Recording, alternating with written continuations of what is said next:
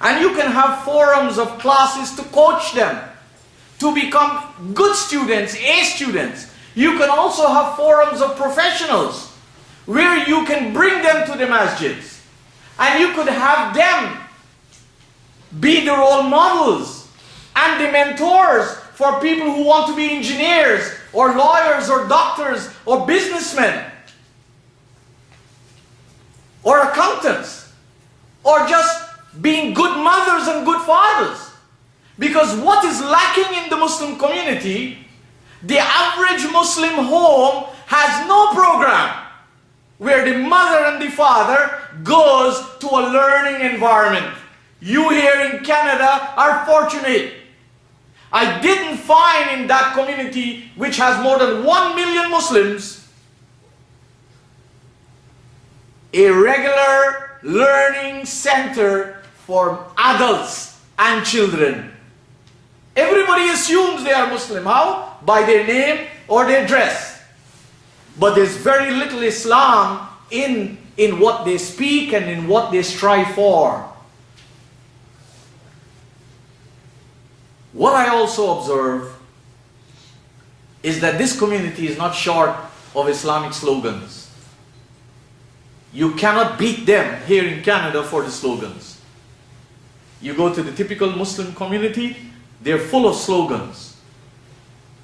But what is not present, nobody has told them, and they could not think of this, that Islam is synonymous with escaping the darknesses of life. They don't see this. They feel Allah is responsible for what they're in. Those of you who are familiar with the Muslim world and the Muslim community, Allah is responsible for everything. They don't have any big responsibility. Their poverty, Allah is responsible for it. Their stupidity, Allah is responsible. They're going to a masjid 52 times in a year and coming out with nonsense, that's God's problem. You can deny this because I can pinpoint the Muslim countries for you. It's a hell of human beings. And who worries? The mullahs continue to make their money. When somebody is dead, there is no shortage of Qur'an khwani or Qur'an recitation and khatam ceremonies. And everything is backed by money. There is a new feature on the market. Somebody has lost somebody and they need somebody to recite Qur'an, because even that the average Muslim can't do. So what they do, they go to some Maulavi or Maulana or Sheikh, and this is a new package out on the market. He has already read the entire Qur'an and he has it with him. And he can sell it to the family of the deceased for 200 or 300, I don't want to call it currency.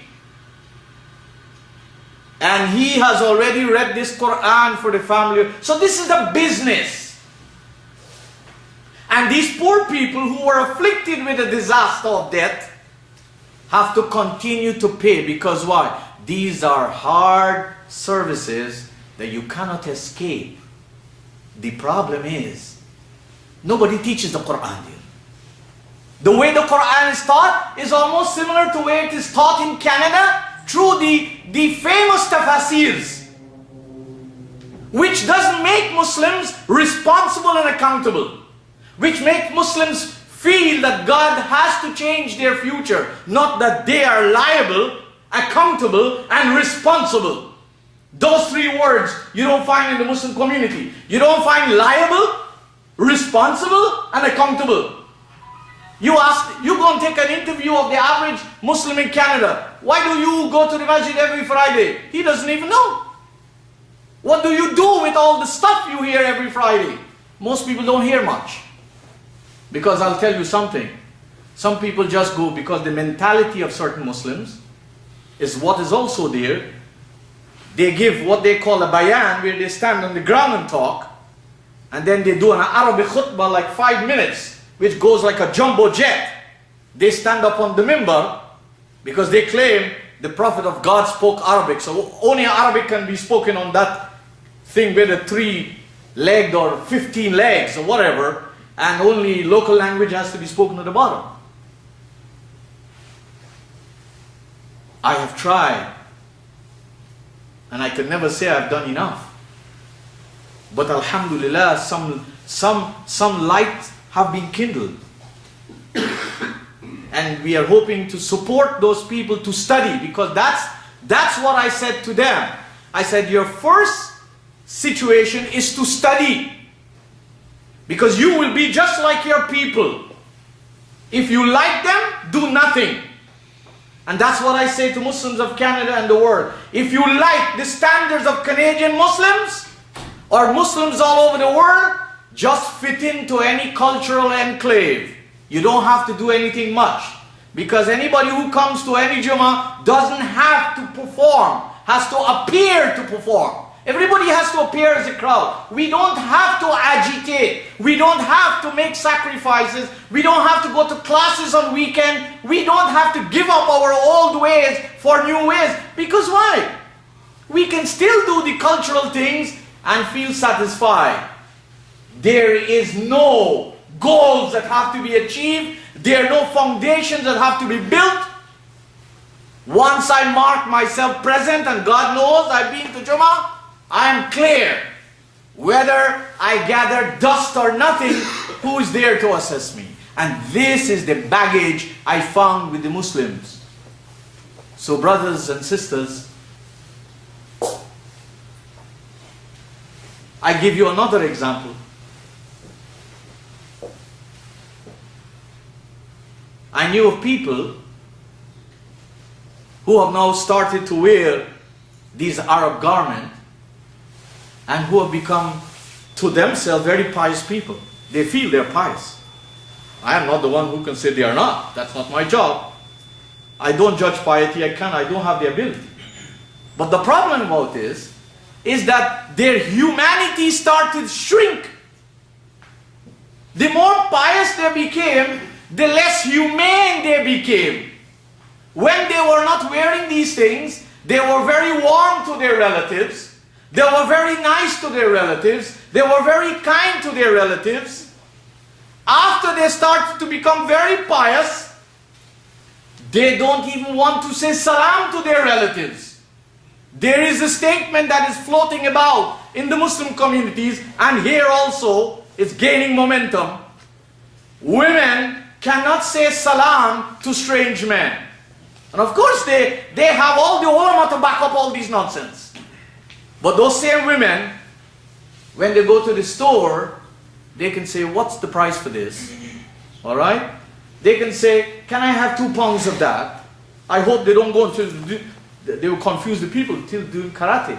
And this is the double standards of the so-called ulama. The ulama has landed a brainless community in this mess.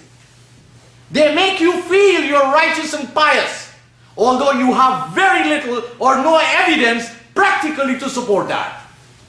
I said to them, I am not here to tell you how to dress. That's your problem. But should you become a lesser human being? Should you be less in your dealings with your relatives? Should you be less in your concern for your own? Well, strangely, people who didn't used to pray, they were all one. They used to be nice to one another. They didn't used to dress from head to foot. But after they start to dress from head to foot and they start to pray 5 times, those people who don't pray, they're kafir. And those people who don't dress, they're out like salt. And this is marginalizing the society. This is the kind of culture that is prevailing in many Muslim communities, where people suddenly change from one extreme to another. One of the teachings I learned about this mighty messenger, that throughout, he was a great human being. You and I cannot be Muslims unless we can be great human beings. And that's the message I left with these people. I said, I know in 10 days, I can't teach you too much because you'll be confused. I want you to know that most of the things you do in the name of Islam